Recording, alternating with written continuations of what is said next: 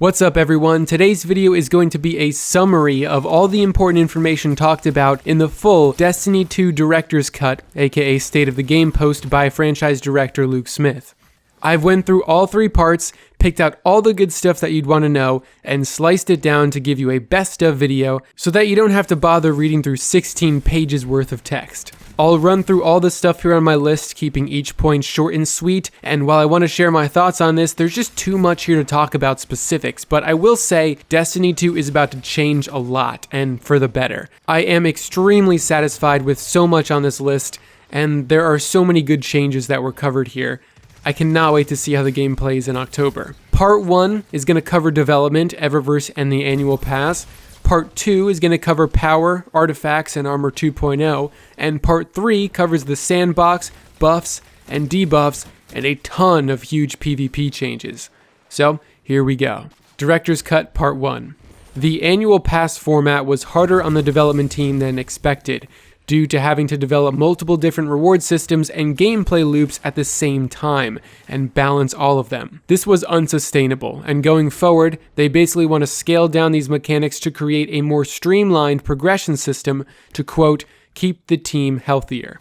They also want to create a more curated source of powerful drops, things like creating new ways to earn powerful gear and retiring old ones, instead of just having everything in the entire game award power. Between Original Gambit and Gambit Prime, only one mode will be staying and evolving. They want to know which one you prefer. Personally, I'm on board with Gambit Prime. Because of the strength of exotics and supers like Well of Radiance and Phoenix Protocol, the development team had to completely break all of the rules they have when designing an encounter just to be able to make Reckoning difficult. This led to the activity being unfun for any team that didn't have the most OP exotics like Phoenix Protocol. They want to avoid this situation in the future.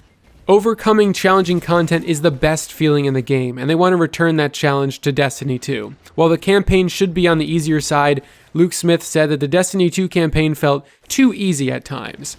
On top of that, he said across the history of Destiny, we haven't had enough deep endgame challenge, and they want to do more of that. Things like Whisper of the Worm were brought back in their original pre-nerfed state because the community was so starved for power.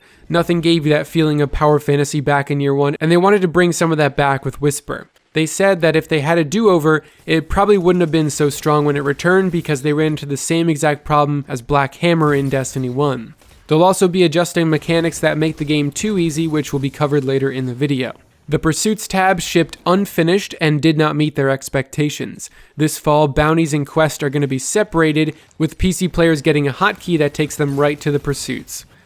Microtransactions are a hot topic, and they want to confirm that Bright Dust will still be earnable in Shadowkeep and will still be used to buy store items. The Eververse store will be moved out of the tower and to the Director. Changes to the Eververse store include things like this. Let's say you're a player who buys 3 out of 5 pieces of a Eververse armor set with Bright Dust. You will then get a 60% discount on the silver price for the rest of the set. Microtransactions are a big part of their business because it helps create new content. The example they gave was that because of the success of the Whisper of the Worm ornaments, that funded the creation of the 0-hour secret mission. Purchasing these microtransactions are of course not necessary, but now the profits go mostly to Bungie instead of Activision. Bungie wants to do more activities like Menagerie and Escalation Protocol, but in a way where they can better support those activities for the long term. The reason why certain systems are implemented in one season but not the other is because a lot of the content is being developed at the same time. For example, Black Armory and Joker's Wild were both being worked on simultaneously to be able to meet annual pass deadlines. This means that because Black Armory hadn't released yet, they didn't know how players would respond to the Black Armory frames, and so it wasn't a system that could be implemented into Season of the Drifter. Content for Destiny 2 is developed in parallel. Director's Cut Part 2. Luke Smith wanted to stress that while their goal is to keep cosmetics separate from gameplay to avoid things like pay to win, cosmetics like ships, sparrows, ghosts, etc. will still come from gameplay in the future, and Bright Dust will also still be earned through gameplay. Neither of those things are going away. In this part 2, he included a recap of Armor 2.0. If you want a nice little summary on the details of this new armor system and clarification on just exactly how the new mods work, you can check out this video here in the description. a number of the current Year 2 mods will not work in the new Armor 2.0 that's dropping this fall, but those old mods aren't being deprecated at this time. For example, your super mods on your current armor will still work, but super mods cannot be socketed into the new Armor 2.0. Likewise, the new mods for the new armor won't work in the old armor. They've converted all current Destiny 2 armor to use the new stat interface, which means cooldown durations will change as we migrate to the new system.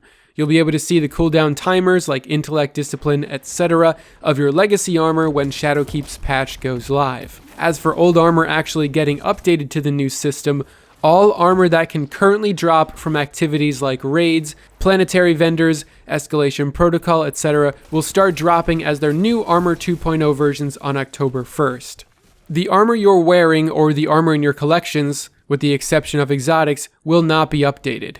Starting in Shadowkeep, Prime Engrams will begin dropping once you hit 900 power, and you'll start accumulating charges for them as you make your way up from 750 to 900. They've also increased the number of Prime Engrams you can earn in a given week and rebalanced the value of each of them to account for the increase in volume. Random legendary world drops in Shadowkeep will now have a chance to drop at a player's current power level. They're setting the power this fall to be 750 for both returning and new players. Every single item in the game is being raised up to a power floor of 750 when Shadowkeep and New Light launches. Every single item in your inventory and vault is going to automatically jump to 750, so stop infusing stuff now. Artifacts are themed seasonal items that are a new source of seasonal mods which can be only used during that season. Artifacts can also reward a power bonus as they are leveled up, which is a bonus that applies to all of your characters, not your gear individually. This power bonus allows players who do not play all the endgame activities to still keep up with the others. That said, the only way to reach max power is by playing pinnacle endgame activities. Director's Cut Part 3. They are retooling the way damage is displayed in Shadowkeep. Currently, damage caps out at 999,999, and it's not an accurate representation of your damage above that. It will, quote, look like a UI numbers squish, but more crucially, behind the scenes we're setting up the damage display system to last. They're also lowering the immunity wall to 100. Currently, if you were below 50 power of an enemy, you can't deal any damage. But in Shadowkeep, if you're up to 100 power below an enemy, you can still deal damage. The damage stacking for buffs has been overhauled. The damage calculations will only use the most powerful buff on a player at a given time.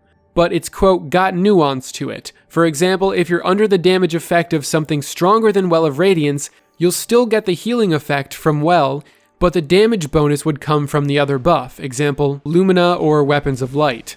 So whatever buff is the strongest is going to be the only one active. Debuffs, which are effects that weaken enemies, have been changed as well. Now, enemies can only be affected by one debuff at a time. The following effects have seen their durations and effects tuned: Hammer Strike, Shattering Strike, Tractor Cannon, and Shadow Shot. Shadow Shot will now work on power weapons as well. Here's a simple version. Buffs that apply to a single weapon, like Rampage, Kill Clip, and exotic perks, can still stack, but buffs that affect all your weapons no longer stack. The most powerful of those buffs will be applied to your damage. These changes are being made because currently stacking buffs is completely broken, and I rarely ever say anything in Destiny is broken, but stacking buffs is absurd. Thanks to the way buffs and debuffs currently work, you can pretty much make any content in the game trivial by melting a strike boss in 2 seconds or deleting a raid boss in the blink of an eye. They're also lowering roaming super damage resistance, as supers are currently too hard to challenge. Also, supers will still be just as powerful, but they're going to be a more strategic choice. As such, they're reducing the effectiveness of orbs on refilling the super meter and reducing the super energy gained from kills and assists. This is in an effort to make supers a little bit more rare, especially in PvE, but to keep their power just as strong. Heavy ammo is also being changed. Heavy ammo will now be communal in 6v6 playlists, and they're also reducing the amount of ammo per brick in PvP for certain 6v6 archetypes. It's not the exact same as D1 though. When a player cracks open the heavy crate, other players have a window of time to interact with it to get their heavy ammo. Here's some more PvP updates. These ones are just as big. Bungie says they want players to have more agency with respect to picking a playlist and picking a mode. And second, they want the playlist to drift back to the everything is a factor of 3 that Destiny 1 used and the rest of the game mostly uses.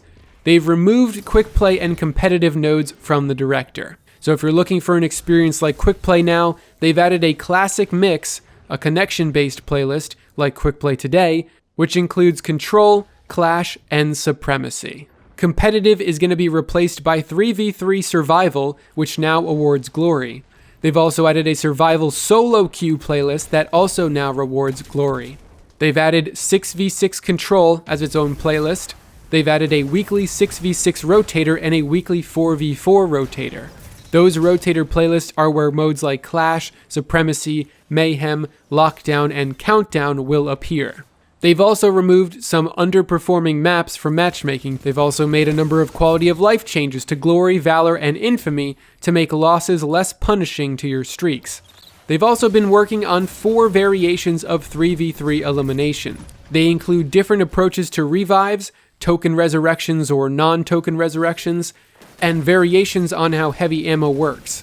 Elimination is going to make its return in Crucible Labs, however, Elimination is very much unfinished, missing things like voiceover and unique medals. Bungie has said that Elimination, for the time being, is a great fit for Crucible Labs. They fully expect it to graduate out of Labs and find a warmer home in the future.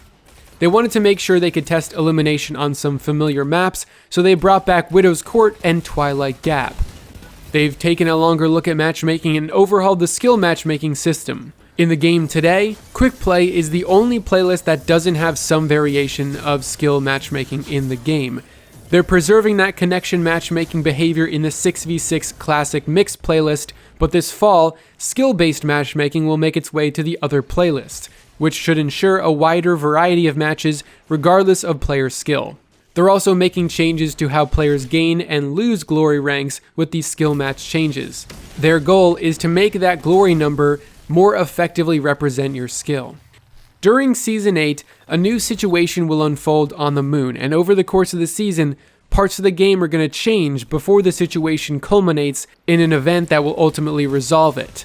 But this resolution sets up the events of Season 9, which again adds something new to the game and then resolves it, but not before setting up Season 10. This year, we'll see events that last for 3 months and offer new rewards to chase, although at the end of that period, some of those activities will go away, and for a time, those rewards will go away too.